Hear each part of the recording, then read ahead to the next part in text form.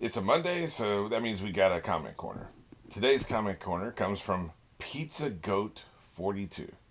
Pizza Goat. Okay, it gets even more confusing. I'm not making fun of your name. I'm just intrigued. Okay. Pizza Goat. Okay, maybe it's a goat that likes pizza. We'll get that. But the profile picture is of a cat. So it's not Pizza Cat, it's Pizza Goat.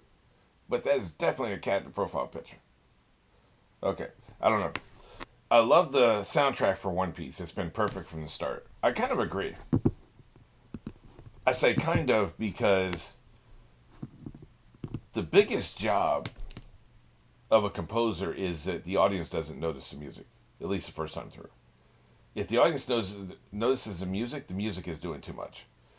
Now, I'm sure there's a lot of exceptions. People, oh, well, I noticed the Star Wars soundtrack the very first time and it was awesome. It is awesome. But that's not the job of a composer.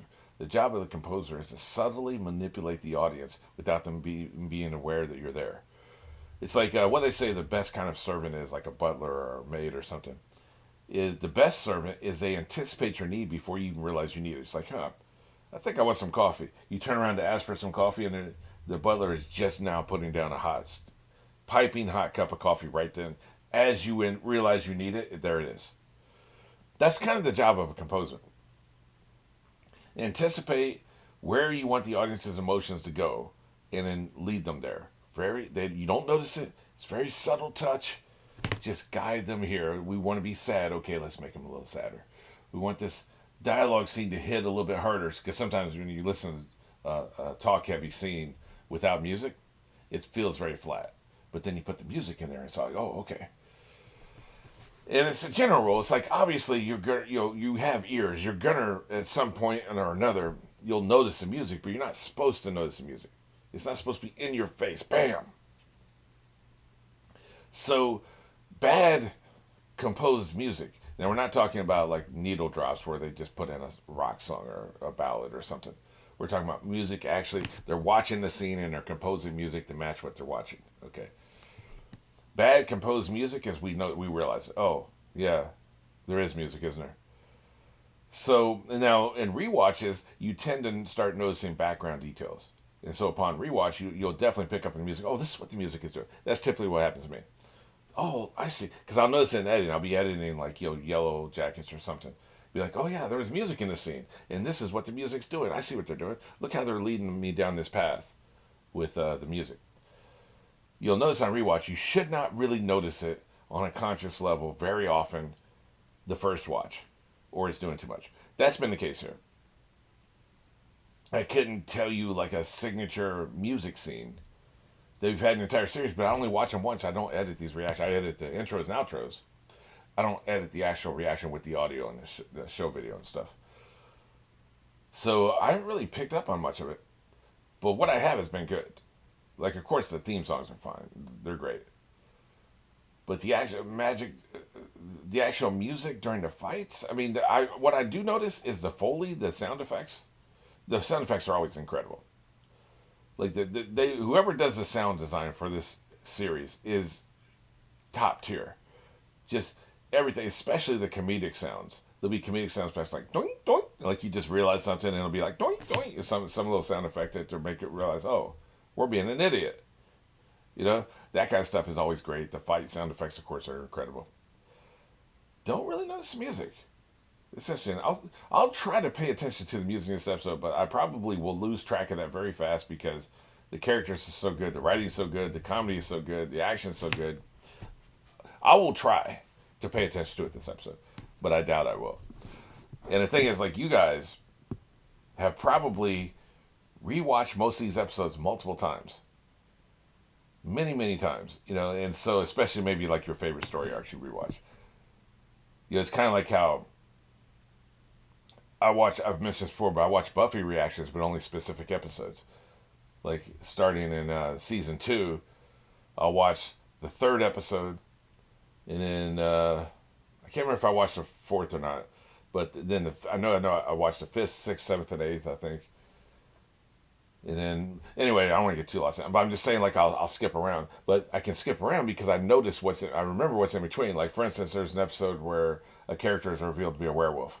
I always skip that episode, but In the next episode, when they're talking about, oh yeah, he's a werewolf, like I'm not lost. I remember the episode in between. So you probably do that too. Like you'll watch one story arc, and you'll skip like three story arcs, and then you watch the next one. And there's characters have been swapped out. Like one's gone and one's here. You're not like, oh my god, what's happening? You remember what's in between, even if it's been years since you watched the episodes in between.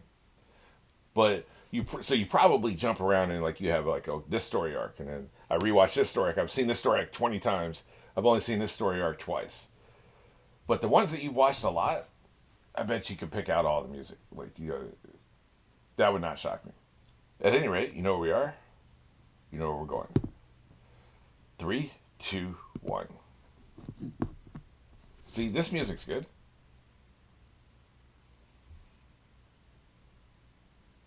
So I'm waiting for her to contribute to the plot. She's always like 16 rows back. Everybody else is in the front row of the theater. She's 16 rows back, and every now and then she'll throw a piece of popcorn up to the front. It's a metaphor, but you know what I mean. Like, she'll catch somebody. She'll use her hands in some other clever way, and that's about all we get from her so far.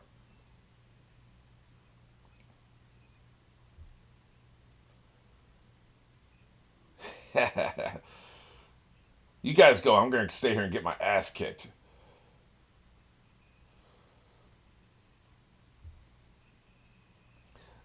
The times Luffy's most in danger is when we don't know what the other person's power is. If we know what his power is and Luffy knows what the power is, he can generally kick their ass. We don't really know yet what his power is. Can he really see the future, or is it predictive? Can he only see it if you're thinking it? Etc. There's like many questions. Also, these energy that's emanating from his hands, like what's that all about?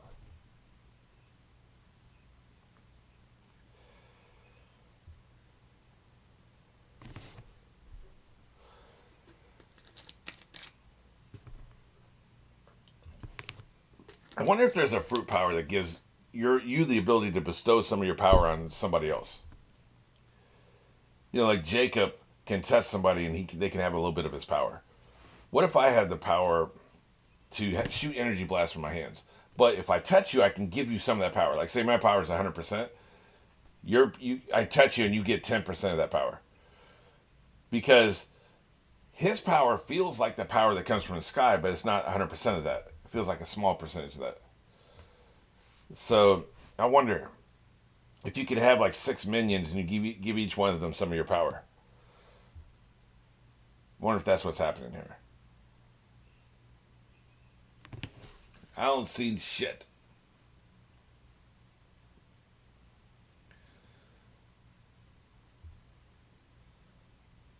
Dude, you went right past that. You should have seen that the first time. That's what you need. You need a spotter. Gotcha. This is brilliant, actually. If you can get to the boat, you can turn off the engine. At least float in place, or not go very fast. At least I don't know if you can turn it around and go back the other way, but you can at least stop it.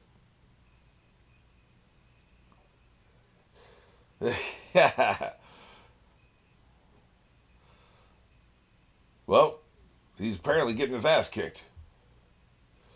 Kick it. Well, you just gonna sit there and watch it? Oh crap! He did that on purpose. Wow. Why is Usopp the biggest danger? Because he's not. Can you stop crying from your nose? For the love of God. This dude is unserious. Oh, I thought you intended the flower. Now, the blood coming from the nose is acceptable. I'm tired of the snot coming from the nose.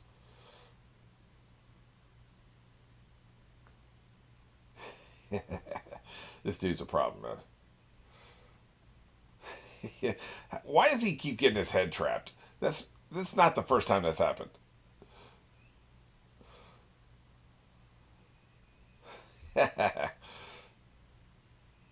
Does he still have his hat? Okay, he's got his hat on a strap behind his neck. Okay. Machine gun. You can't block them all, bitch.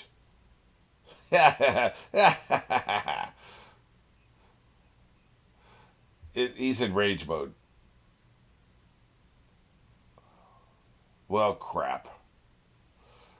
I like surprise billiard. Surprise billiard was a very clever move.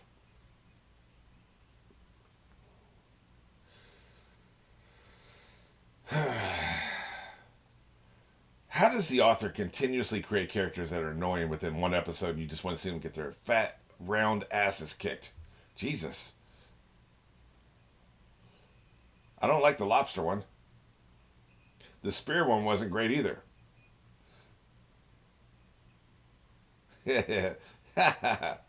Really? Also, the author being obsessed with birds is a little weird. What is your obsession with birds? Why do you care about birds so much? Birds are nasty, filthy vermin. And they're loud too. It does crack me up though.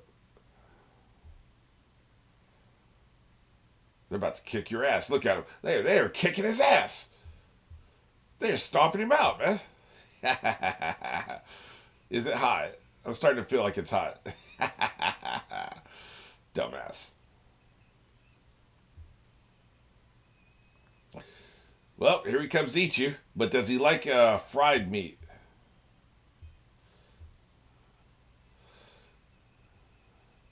Feel like you bit off more than you can chew this time, buddy. Shit. Yeah, shit. Better stretch out and grab something.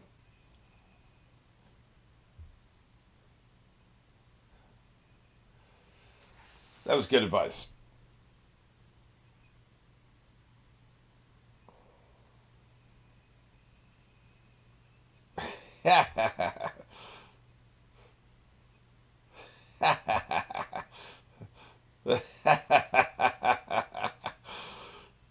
He's going full Tarzan.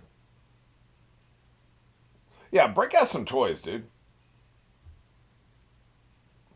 Hey, they jumped his ass, man. He did what he had to do. The birds are all knocked out. Man, they jumped him. And they were hitting him with their little wings. Oh, crap. Oh, is that the. Oh, I thought a big mama bird was about to come in and tear his ass up. It is fun. Yeah, it's a good idea. Now he's done it. Like with everything else in your career, Luffy has to do it first for you to be inspired.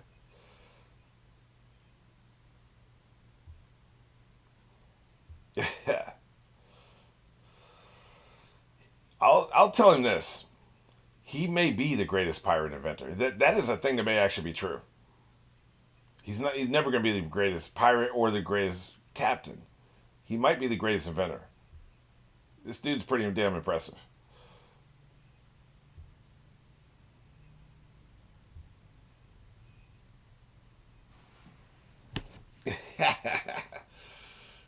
Did he just invent that? Like literally in the past 5 minutes?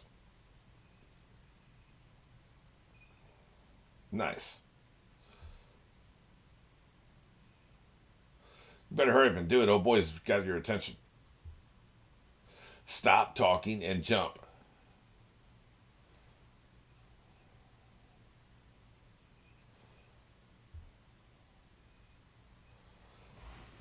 Not just watch out for the balls, but you've got the angel's attention. So somebody distract him. King of the Jungle. They're going full Tarzan. Gotcha. Doesn't surprise me. I don't know if the movies were popular over in Japan, but I'm pretty sure the novels were. The original Tarzan novels, you know. Or was there only one? I may be thinking of Conan had a bunch of novels. Tarzan may have only been one novel.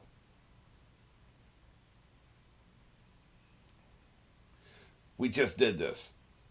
Why are we seeing it in stereo?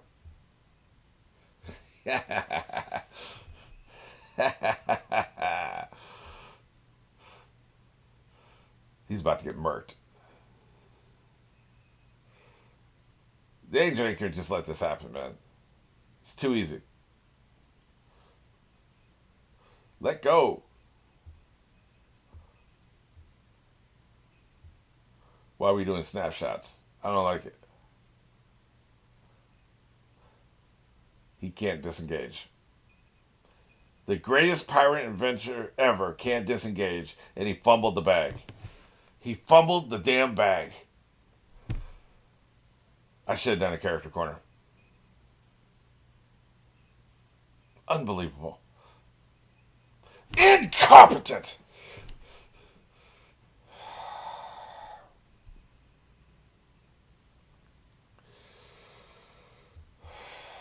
Unbelievable, man. Like, I'm filled with rage right now.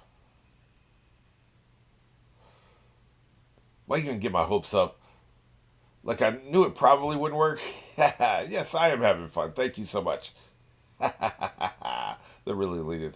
Maybe it is some Tarzan movies because that noise is pretty much Tarzan, which was from the movies, not the book. I don't think. Damn, man. Oh, I see. Okay, that's what he's gonna do to him.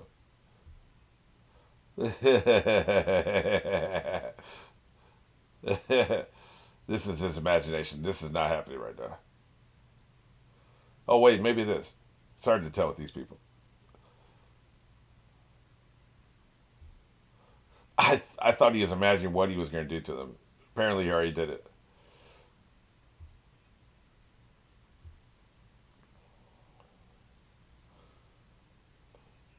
Here's the thing: can he anticipate three attacks at once? Because I don't think he can. You come in from three different directions at once. Can he predict all three and counteract all three at the same time? Maybe not.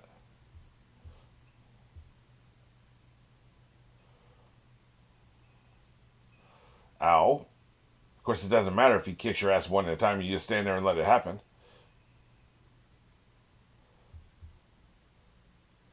You just got knocked the F out.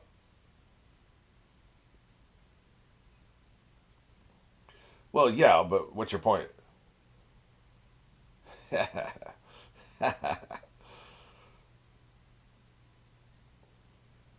This pacing is a little weird. We've had how much of the episode? Like 12 minutes of it, counting some of the credits. And they're just now cutting away from that action, going to something else. You'd want to do it like every 4 or 5 minutes. That's what I was saying, or just leave it on them the whole episode.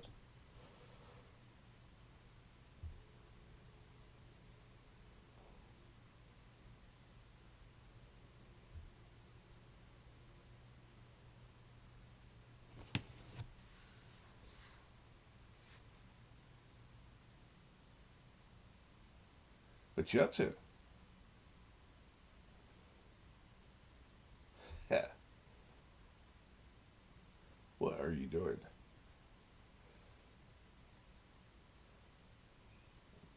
I still don't trust her. Say, somebody's out there. To make me use my infantile angel powers against your ass.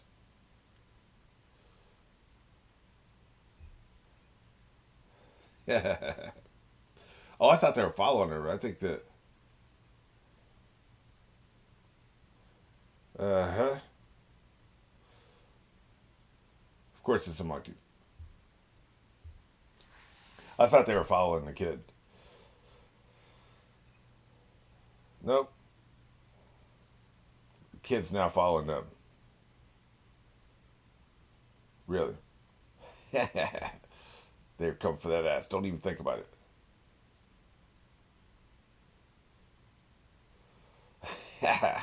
Well, then you shouldn't have been an idiot with the stupid hammer. Just say it.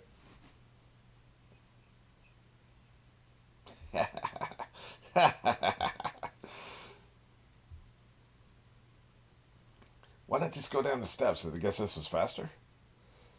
Dude, speed is what matters here, not quiet. And just stand there looking at it at the bottom step. You deserve this L. Unbelievable. Get your ass back up the steps. Boy, if you don't get your blue nosed ass back up those damn steps right now, standing there like an effing idiot. I like him, but he's trying my patience. Get your ass up your furry ass up those damn steps. You just gonna stand there watching. You deserve this L. He looks kind of pissed, though. Well, you gonna attack him? Well, I really thought he got 8, and I'd be like, okay, this is on you, buddy. Hey, that was a nice little ride. You don't see it that way, but it was kind of fun. What about the whistle?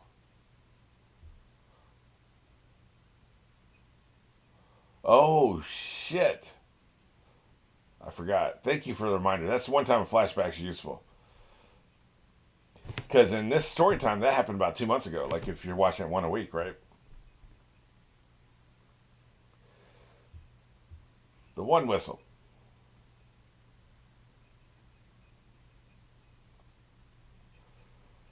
Another effing bird. That might come in handy. Feel like they should use that before. Yeah, yeah. He's remembering all this.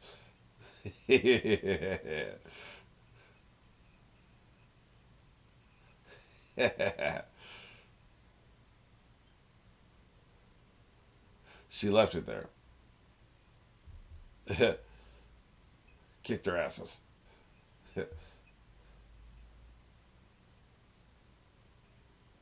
Then why did you leave behind? Children. I don't remember all this. Are they adding to the conversation? I don't remember this entire conversation. I remember the beginning of it. But this whole part here, I don't remember. Chopper's trying to get it.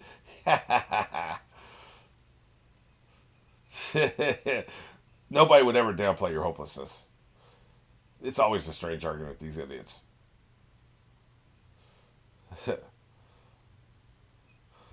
This is definitely new. I did not see this before. Good idea. Fair is a place where you go buy pigs. Yeah, you three in particular.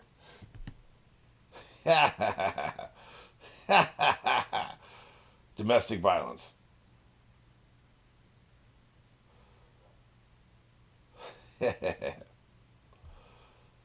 Good point.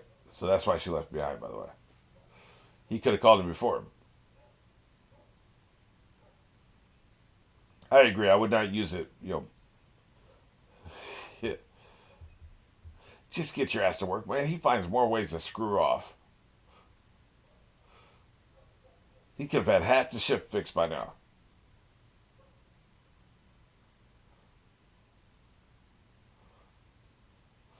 He may have to fight. Well, crap. This can't be good. Yeah. You're here to kill, huh? That's not good. Blow the whistle. The repetition makes it hilarious. Oh my god, that's funny. This director is amazing. Whoever directed this story arc is incredible.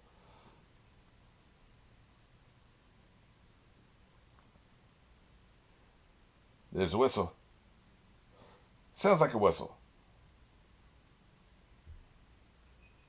Yeah. Anime trope.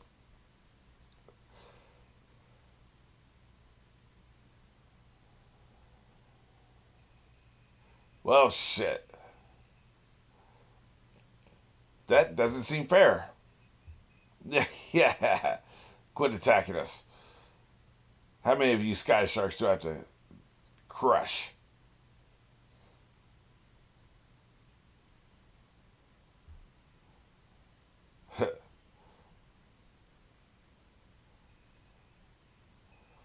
This is tying everything together time wise. The whistle lets us know what's happening across every storyline. I like that. Like at the we don't know the exact moment when you're cutting back and forth, like what is taking place when. But with the whistle, we now know that. It doesn't really matter, but it's just I like it as a audience member. Shit, dude, you're getting your clock cleaned. He is collecting your ass. He's gathering you up and putting you in a food line plastic bag.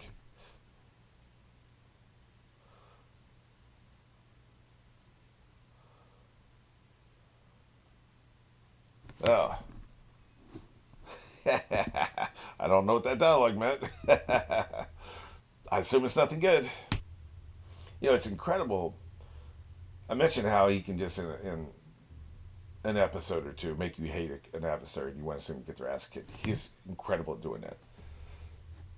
Like Justified is one of the most well written shows I've ever seen, and they only nailed their season long villains, like the single season villains. They only nailed them 3 out of 6 times. 3 out of 6. 50%. 50% if you're a batter in the Major League Baseball is a great average. If you're a quarterback, it's terrible. As a showrunner, it's not good. It is bad. It's not horrible. You could be 1 out of 6, but it's not great. So this guy, I don't think like I give Buggy a lot of shit. Like somebody finally noticed that he gets no points in the character corner because f him, f Buggy. As long as I'm live, as long as I'm drawing breath, until the day I drop dead at the Golden Corral buffet line, as I'm reaching for bacon, I just drop dead. The moment that happens, then he can get points in the character corner. Until then, f him. The only possibility is if he has a story arc and he's very good and he's intriguing. He's not annoying. He's not ugly. The whole thing when he's missing some of his limbs, when he's like, oh god, it's just the best thing that live action has done is actually make him scary. The character design in the live action is great. The character design in the anime is horrible. So, enough said there. Oh, I remember. We were talking about like making great adversaries. He's the author's great. Like I think he's missed on Buggy, and that's about it. And a lot of people like Buggy, so you could argue he didn't even miss there, right? So like he's not had any villain or adversary fall flat. Now, not all of them are villains. Some of them are adversaries, but the people that we have to fight to progress the plot and get what we want, to me, none of them have fallen flat as far as I'm concerned. They're all great. That's hard to do. Like I said, 50% for one of the best run shows I've ever seen in my life. That's hard to do. Can he continue that for 1,000 episodes? I don't know. But it's really hard to do. But he pulled that off.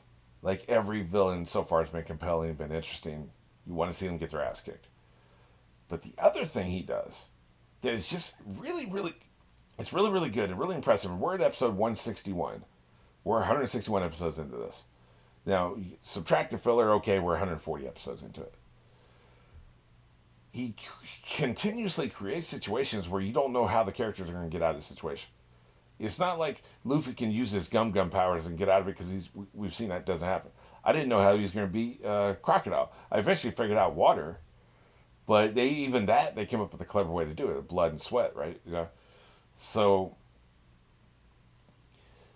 they continue. Like there's probably been at least a dozen, maybe 2 dozen times. Not every cliffhanger is like this, of course, but like 2 dozen times where I literally the first time was probably during the Arlong arc with the shark guy, but this is another situation. I don't know how they're going to get out of it, and every single member of the party is in this situation right now. Chopper, probably the whistle blowing, the Sky Knight's going to come in and save his ass. So I can figure Chopper out. The rest of them, I don't know, man. I don't know how they're gonna do it. So let's go ahead and get to that. But like, I just wanted to stop and mention the fact that it's really, really impressive. They can keep concocting scenarios that are realistic and not contrived. Like, oh well, like of course they're nobody can get out of this. Like suddenly you've got intelligent robots. Like we've never had intelligent robots in the story. Like, but you need that because here's the thing. Here's one reason it's so hard to create situations that we don't know how they're going to get out of it. Is the characters are so overpowered. Zoro is incredibly overpowered. I would argue that Nico Robin is overpowered because that's why they don't use her very much in fights. The ability to create limbs anywhere, including the person you're fighting, like you can't beat that. Like that's an unbeatable, overpowered power. So she's overpowered.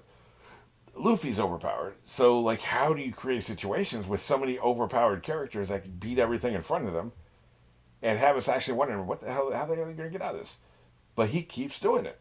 He keeps doing it. So just it's worth commentary because that's very impressive.